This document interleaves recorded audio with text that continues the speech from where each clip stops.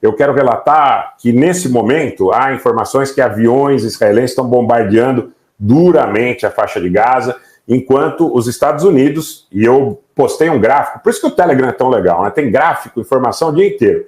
Plantão muito mais rápido do que na televisão, na mídia mainstream, e estou mostrando para vocês com um gráfico que os Estados Unidos estão deslocando para o Mediterrâneo Oriental uma quantidade imensa de navios. Está deslocando para as suas bases no Kuwait, no Catar, nos Emirados Árabes e na Jordânia uma quantidade imensa de aviões de guerra e munição e defesa antiaérea. O que isso sugere? É para apoiar Israel na luta com o Hamas nos túneis de Gaza? Não é.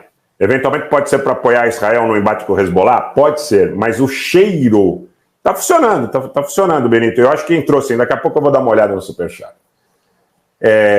Eu quero dizer uma coisa para vocês. O cheiro dessa mobilização desse tamanho, para mim, como eu estou dizendo há muito tempo, tem um nome e um objetivo muito claro, que é a República Islâmica do Irã.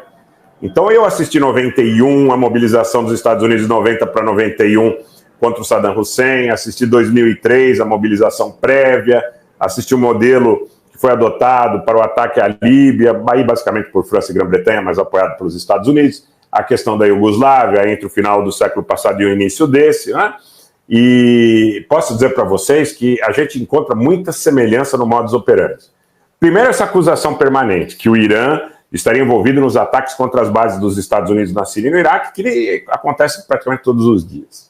Os Estados Unidos hoje bombardearam mais uma vez o território sírio na fronteira em Abu Kamal, e eu estou dizendo para vocês, assim como eu falo, fiquem de olho no Daguestão, fiquem de olho nessa fronteira da Síria com o Iraque, nesse único caminho que está aberto para Teherã chegar em Beirute, que é Caim, Abu Kamal, passando por Al-Mayadin, e aí você vai para a Síria Central, você vai para Latakia ou para o porto de Tartus, na base russa, ou para o porto de Beirute.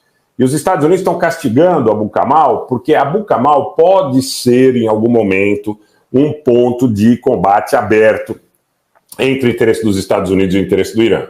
Essa é uma tônica que eu absolutamente venho há muito tempo expondo para vocês, porque os Estados Unidos, para assegurarem o chamado Corredor de Davi, eles não precisariam de Abu Kamal, eles poderiam vir por Al-Tanf, aquela região que eles dominam na fronteira entre a Jordânia, o Iraque, a Jordânia, a Síria e também você percebe ali a proximidade com a fronteira israelense, se você percorrer aí parte até do território jordaniano. Então, eu quero dizer para vocês o seguinte, que para bloquear a chegada de apoio terrestre para o Hezbollah, os Estados Unidos precisam fechar Abu Kamal. E os Estados Unidos estão atacando Abu Kamal e estão atacando Caim. Eles dizem que atacam em represália aos ataques de grupos iranianos às suas bases. O governo do Irã, pelo seu chanceler Amir Abdollahian, diz que o Irã não é responsável por esses ataques, que podem ser grupos independentes simpatizantes de Teherã, mas que não é efetivamente o governo de Teherã que participa desse tipo de mobilização.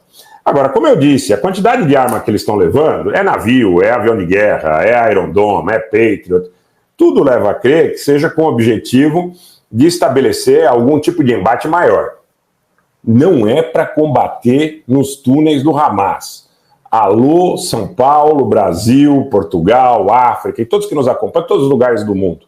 Os Estados Unidos não estão mandando mísseis Patriot, Iron Dome, não estão mandando navios de guerra, porta-aviões, fragatas, destroyers, aviões de ataque ao solo A-10, aviões de ataque ao solo A-10, não são aviões utilizados para o perfil de conflito que nós estamos vendo na faixa de Gaza. Por quê? Primeiro porque Israel tem material suficiente para empregar em bombardeios aéreos, para utilizar em ataque de artilharia, para utilizar em ataque naval, e tem feito isso por terra, mar e ar contra Gaza. Esses aviões A-10, tudo leva a crer que eles estão sendo colocados no Oriente Médio para ou atacar o Irã, ou para demonstrar para o Irã que há vontade política de fazê-lo. No que um abraço aí para o Conversando com o André Nunes, um abraço para o André Nunes, aí que é nosso amigo há muito tempo presente, que também tem um canal aqui no YouTube. Um abraço, André, seja bem-vindo sempre. Então eu, nesse momento, quero crer que todos os indicativos são que os Estados Unidos estão montando um perfil, um panorama e uma eventual narrativa para um eventual embate com o Irã. Vai acontecer? Não sei.